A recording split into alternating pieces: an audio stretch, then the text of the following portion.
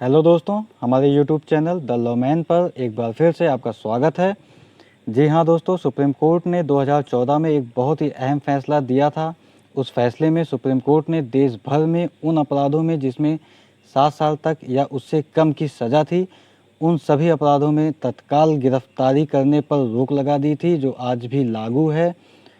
दोस्तों, supreme court के फैसले के बाद किसी भी अपराध जिसमें 7 साल तक या उससे कम की सज़ा है, ऐसे अपराधों में तत्काल गिरफ्तारी करने से पुलिस को रोक लगा दिया है। ऐसे मामलों में पुलिस पहले जांच करती है, विवेचना करके जब चार्जशीट न्यायालय में दाखिल करती है, तब कोर्ट से सम्मन आने के बाद ही आपको हाजिर होकर कोर्ट से ज़मानत लेना होगा। उसके पहले पुलिस आपको गिरफ्तार नहीं करेगी। पुलिस आपको एक नोटिस भेजकर बुला सकती है, पूछताछ कर सकती है और पूछताछ करने के बाद आपको छोड़ देगी, आपको गिरफ्तार नहीं करेगी। चार्जशीट तक आपको गिरफ्तारी से छूट है। दोस्तों, यह फैसला 2 जुलाई 2014 को सुप्रीम कोर्ट ने अरनेश कुमार बनाम बिहार सरकार के मामले में दिया था, जिसमें उसने स्पष्ट किया था कि ऐसे किसी भी अपराध में जिसमें 7 साल तक की सज़ा है या उससे कम की सज़ा है, उसमें पुलिस गिरफ्तार नहीं करेगी, तुरंत गिरफ्तार नहीं करेगी। उसके लिए उसमें कई गाइडलाइंस सुप्रीम कोर्ट ने जारी किए थे। सेक्शन 41A CRPC के तहत बिना वारंट के पुलिस गिरफ्तार नहीं कर सकती है, और ऐसा वारंट उसे मजिस्ट्रेट से लेना होगा, और मजिस्ट्रेट तभी ऐसा वारंट जारी करेगा जब उसके पास गिरफ्तारी करने का पर्याप्त कारण हो।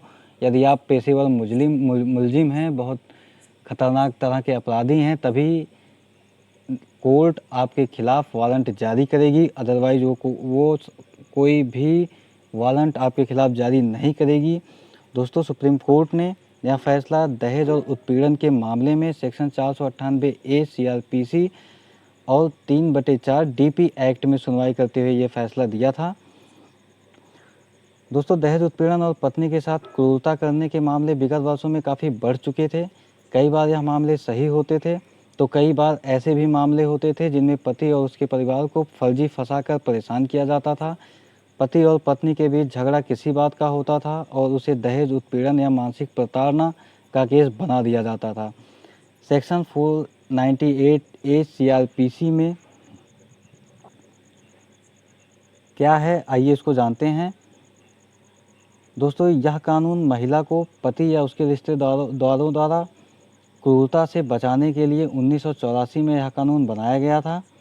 इस कानून का मतलब है कि किसी महिला को उसके या उसके परिवार या किसी रिश्तेदार द्वारा महिला को गंभीर चोट पहुंचाया जाए, या उसे आत्महत्या करने के लिए मजबूर किया जाए, या उसकी जान को खतरा हो, या फिर उस महिला के मानसिक सेहत पर असर पड़े, या उसके परिवार या उस महिला के परिवार से दहेज मांगा जाए।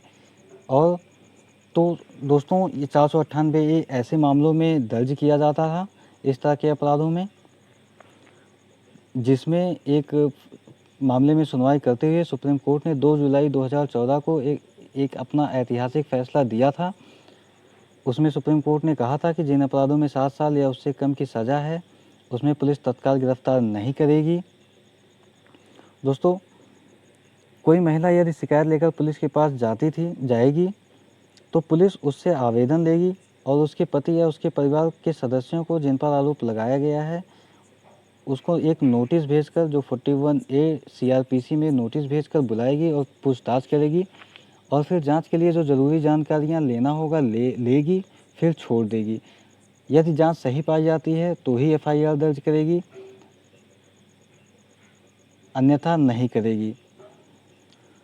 दोस्तों, यदि पुलिस को लगता है कि आरोपी जांच में सहयोग नहीं कर रहे हैं या देश से भाग सकते हैं, तो वह गिरफ्तार कर सकती है, लेकिन गिरफ्तार करने से पहले पुलिस को मजिस्ट्रेट से गिरफ्तार करने का अत्यंत आवश्यक कारण बताते हुए वारंट जारी कराना होगा।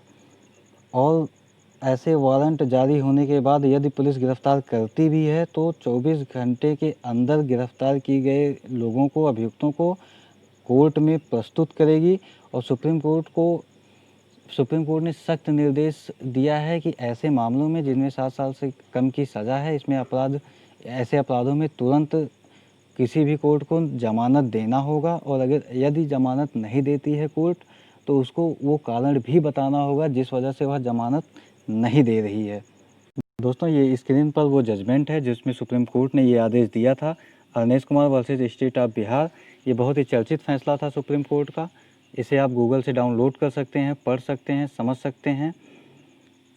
और दोस्तों यदि आपके मन में फिर भी शंका है कि पुलिस आपको गिरफ्तार कर लेगी, तो आप हाई कोर्ट में एक रिट पिटीशन दाखिल करके पुलिस को एक डायरेक्शन दिला सकते हैं। उसके बाद फिर आपकी गिरफ्तारी की वो सारी शंकाएँ ख़त्म हो जाएंगी जो भी आपके मन में होगी। वैसे फ़िलहाल इसकी ज़रूरत नहीं है, लेकिन फिर भी यदि आपको लगता है कि आपकी गिरफ्तारी हो जाएगी, आप नहीं बचेंगे, तो आप इस एक रिट पिटीशन दाखिल करके हाई कोर्ट से एक आदेश करवा सकते हैं पुलिस के लिए। दोस्तों उम्मीद करते हैं यह जानकारी आपके लिए बहुत ही महत्वपूर्ण है, आपको बहुत ही काम देगी। इसलिए दोस्तों इस तरह के और भी कानून की जानकारियों के लिए आप इस चैनल से जुड़े रहिए, कंटिन्यू बने रहिए। दोस्तों वीडियो पर लाइक करिए, चैनल को सब्सक्राइब करिए, शेयर करिए और कमेंट करिए। कोई भी शंका हो आपके मन में, कमेंट में आप पूछ सकते हैं। मैं पूरी कोशिश करूँगा कि आपकी शंका को दूर करूँ। दोस्तों नोटिफिकेशन के लिए बेल आइकॉन भी प्रेस कर लीजिएगा, जिससे हमारे लेटेस्ट वीडियो आप तक आसानी से पहुंच सकें। धन्यवाद।